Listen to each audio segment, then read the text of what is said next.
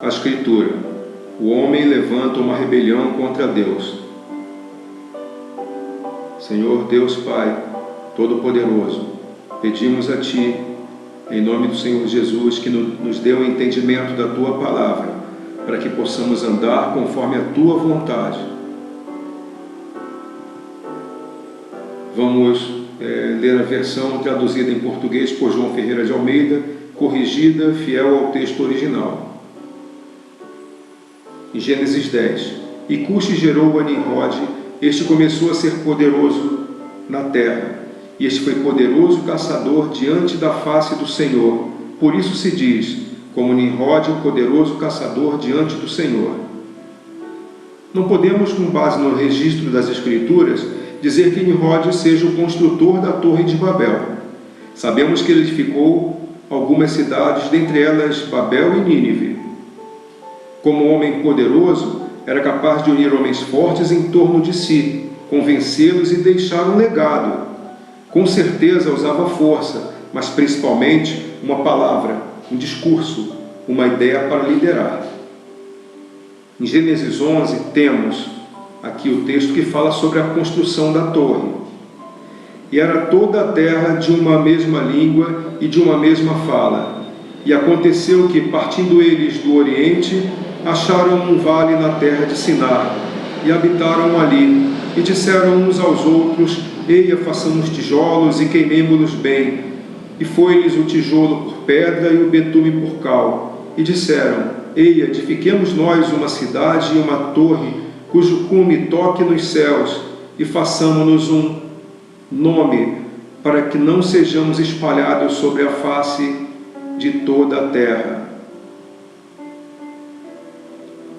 Podemos encontrar nesses textos aqui algo que chamaríamos de uma união, alguma coisa, uma ideia só, um povo pensando de uma maneira única e aparentemente para o bem. Entretanto, aqui nós percebemos que na verdade havia uma reação contra a vontade de Deus, para que não sejamos espalhados sobre a face de toda a terra.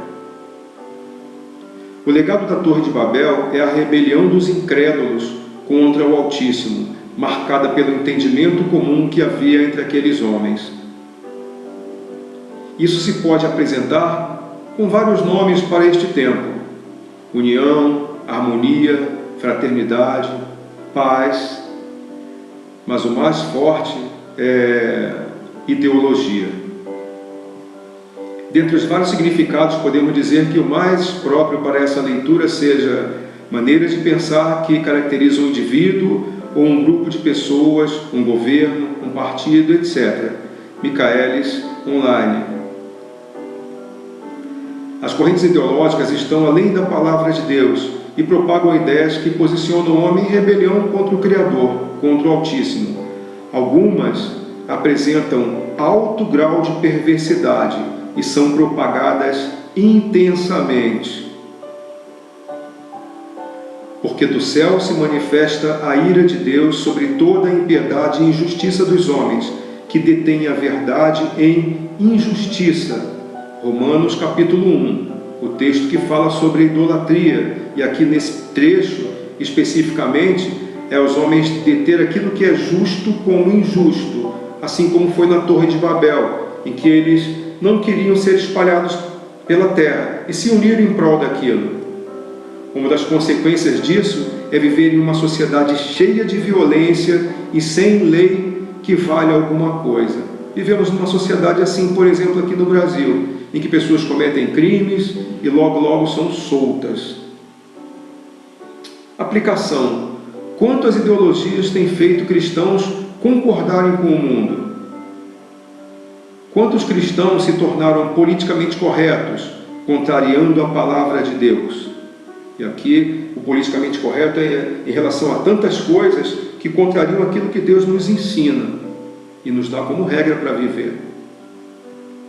Há comportamentos que Deus considera abomináveis, mas que são tolerados hoje sob a justificativa de um suposto amor de Deus. Isso permite a pregação de um falso evangelho da tolerância, Deus odeia o pecado, mas ama o pecador. Onde está escrito isso? Ao contrário do que é pregado, o Evangelho diz: aquele que não crê no Filho não verá a vida, mas a ira de Deus sobre ele permanece. João 3,36. Quanto à tolerância, lembremos-nos das palavras de Davi antes de matar Golias: eu venho a ti em nome do Senhor dos Exércitos, o Deus dos Exércitos de Israel, a quem tens afrontado. Recentemente, cristãos têm assistido passivamente ao desrespeito que é praticado contra o Altíssimo, contra Cristo e contra a Igreja. Esses filhos de Belial ousam ofender o Deus dos cristãos e não recebem, ao menos, um juízo, um ai de ti, filho do diabo. Abominações para as quais está escrito que o Senhor lança fora diante do seu povo aqueles que as praticam, parecem ser toleradas, sem reprovação, por um suposto amor. Pelas ideologias, em breve, a Igreja cairá ou permanecerá de pé? Toleraremos discursos pela liberação de drogas e do aborto e em prol do ensino de perversões sexuais para crianças? Estão lá em Levítico 18, 22.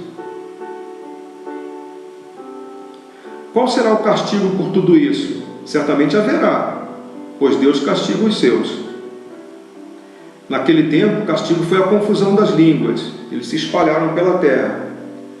Hoje, poderá ser uma tribulação ainda maior do que a violência que já existe. Por isso, já esperamos. Há no mundo uma só fala, uma só ideia. Ela é apresentada nos programas de TV, nos noticiários, nas músicas. Ladrões e assassinos são soltos e exaltados como heróis, enquanto trabalhadores são presos. Há uma só língua, uma só fala, uma só ideia prevalecendo. Nenhum que cai é inocente. A Escritura é a palavra de Deus, é a verdade de Deus para o seu povo, só para o seu povo. Que Deus nos livre do mal e nos conceda a paz.